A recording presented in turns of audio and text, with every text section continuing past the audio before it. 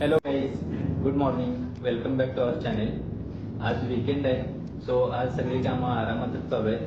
सकाळपासून साफसफाई वगैरे चालू होती, बट हळूहळू चालू होती, आराम करत करत. सकाळी नाश्ता केलाय आणि आता ऋतुजा काहीतरी स्पेशल बनवते आज. चला तिलाच विचारूया आपण ती काय बनवते ते.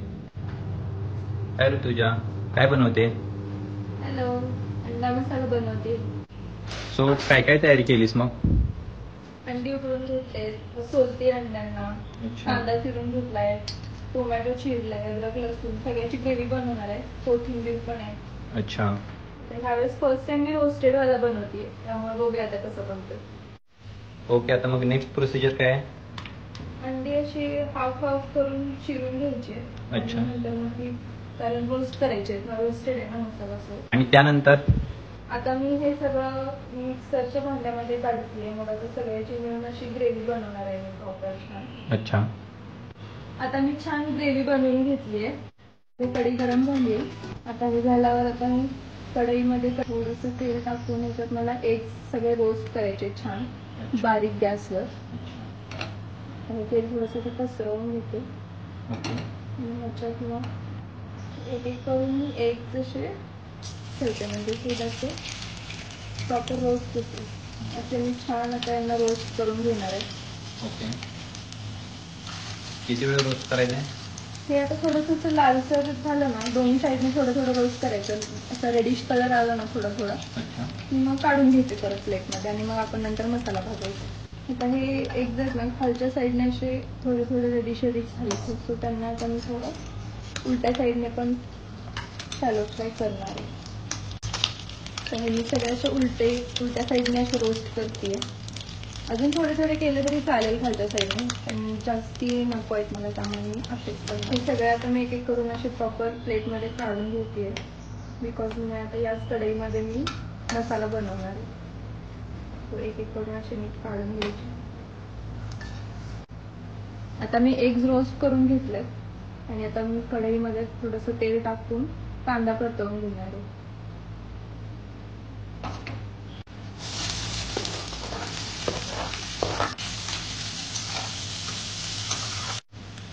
कांदा असा छान लालसर परतून झालाय. आता याच्यातच मी केलेली मगाशी जी ग्रेव्ही आहे ती त्याच्यात टाकते.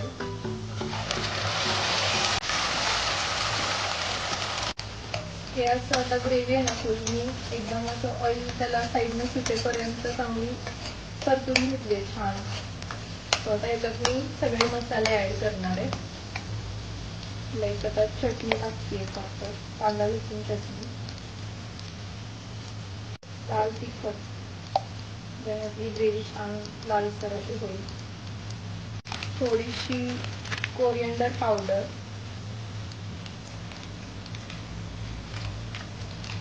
थोडासा मसाला, मटन मसाला, चिकन मसाला, अंडा मसाला काही तुम्ही वापरू शकता.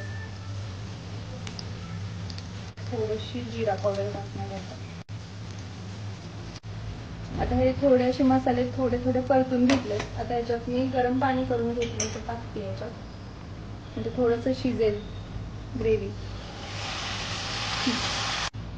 त्या ग्रेव्ही छान अशी शिजत आली, म्हणजे उकळी आली आहे तिला. थोडंसं मीठ टाकते त्याच्यात चवीनुसार. आता मी या ग्रेव्हीमध्ये अंडी जी आपण रोस्ट करून घेतलेली ती याच्यात आता टाकणार आहे.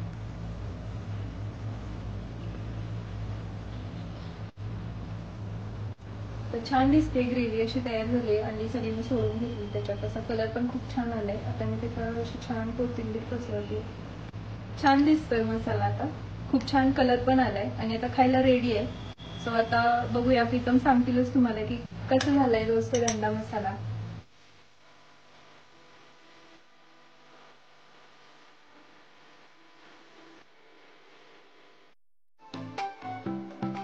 कसं झालंय? थँक्यू. 1 hour later.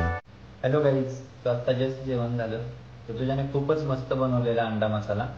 सो आता जेवण तरी झाले आणि आता आम्हाला बॅग्स पॅक कराव्या लागणार आहेत, कारण नेक्स्ट वीकमध्ये आम्ही ट्रिपला जाणार आहे, त्यामुळे आम्हाला पॅकिंग करावी लागणार आहे. A few moments later.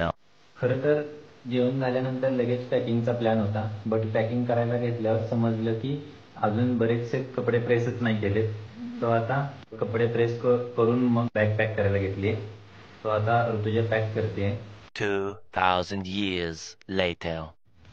खरं तर वाटलेलं की लगेच होईल पॅकिंग, पण तसं काही झालं नाही. ऑलमोस्ट अर्धा दिवस तर त्यातच गेला.